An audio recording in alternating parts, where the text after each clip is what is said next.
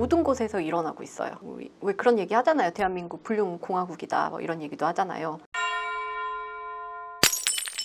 변호사님, 혹시 변호사님이 지금까지 한 사건을 몇 건 정도 하셨을까요? 뭐 상담까지 합치면은 하나하나 세어보진 않았는데 1000건은 좋긴 없고요. 세어볼까요?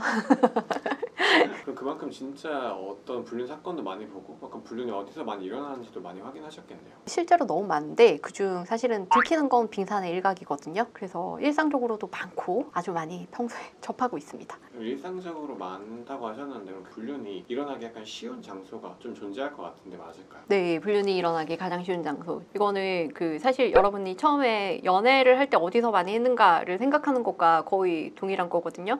어떻게 해서든 이성을 만나야 되잖아요. 그럼 이성을 만날 수 있는 장소가 무엇이 있을까? 이건데요. 이성을 만날 수 있는 장소에서는 기회와 빈도가 가장 중요하잖아요. 그렇기 때문에 어떻게 정기적으로 만날 수 있는 어떤 모임들, 이런 모임들은 이성을 만나기가 쉽다. 그래서 불륜 장소로 변화되기 쉽다라고 생각을 하시면 됩니다. 구체적으로 하나 집어줄 수 있을까요? 동호회. 운동을 하는 동호회들은 거의 다 위험군이다 라고 생각을 하시면 돼요. 운동을 하면 사람들이 기분이 좋아져요. 그 다음에 신체적인 접촉이 굉장히 자연스럽잖아요. 그리고 일정 시간을 같이 보내는 게 그냥 단순히 독서 모임에 가가지고 우리가 그냥 단순히 이야기하는 것과 조금 다르게 막 활동하면서 신체적인 접촉이 있으면서 시간도 독서 모임보다 훨씬 더 길어요. 왜냐면은 예를 들면 우리가 등산을 간다고 한번 생각을 해보세요. 등산을 뭐 1시간 만에 왔다 갔다 할 수가 없잖아요. 그러니까 거기에 출발하고 뭐 왔다 갔다 하면서 서로 도와주고 그러면서도 이제 친밀감이 더 많이 쌓이는 거죠. 근데 등산을 할 때 또 우리가 밥도 같이 먹고 누군가 도시락도 싸운단 말이에요. 그리고 등산 장비에 대해서 서로 막 물어보고 이야기를 해요. 정보 교류. 그럼 평소에도 연락을 주고받을 수 있죠. 그러면서 친밀감이 더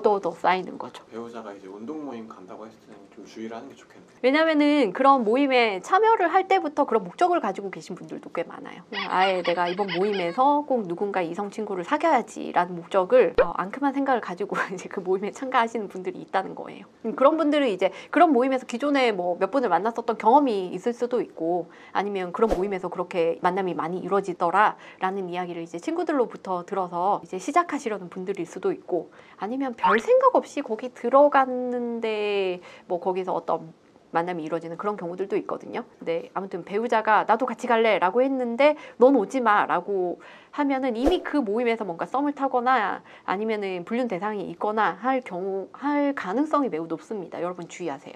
그럼 또 다른 두 번째 장소는 있을까요?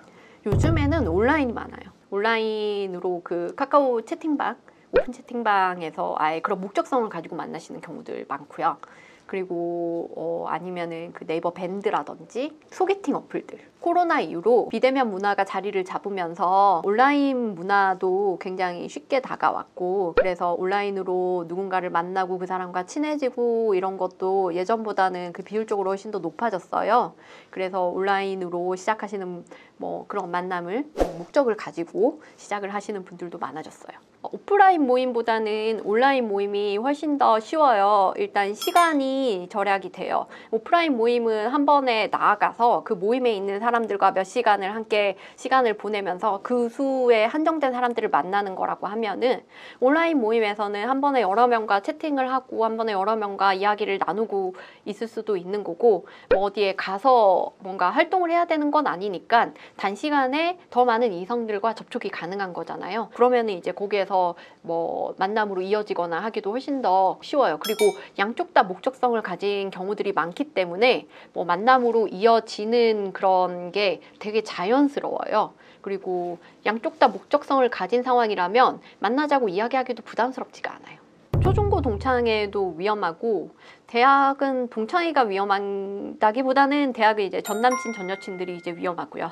초중고 때는 우리가 뭐 어릴 때 만났었던 거잖아요. 그래서 어릴 때 우리가 굉장히 순수할 때 만났었던 거기 때문에 서로에 대해서 아주 순수한 모습을 가지고 있어요. 그리고 그때는 아무 생각이 없었다가 나중에 커서 만나면 그 이성이 얘가 이랬어? 라고 하면서 새롭게 매력적으로 다가올 수가 있어요. 그런데 매력적인 이성인데 예전에 알고 지냈었기 때문에 친밀감이 어느 정도 이미 형성이 되어 있고 그리고 공통적인 추억이 있으니까 이야기할 거리도 많고 하거든요. 그래서 그것도 이제 쉽게 친해질 수 있는 베이스가 깔려 있기 때문에 불륜으로 나아가기가 좀 더 쉬운 그리고 뭔가 순수한 과거를 함께 가지고 있으니까 이 불륜이 이제 순수하다고 표현하기는 좀 그렇지만 본인들끼리는 그렇게 좀 더 생각하기 쉬운 그래서 좀 불륜으로 나아가는 경우들이 많더라고요.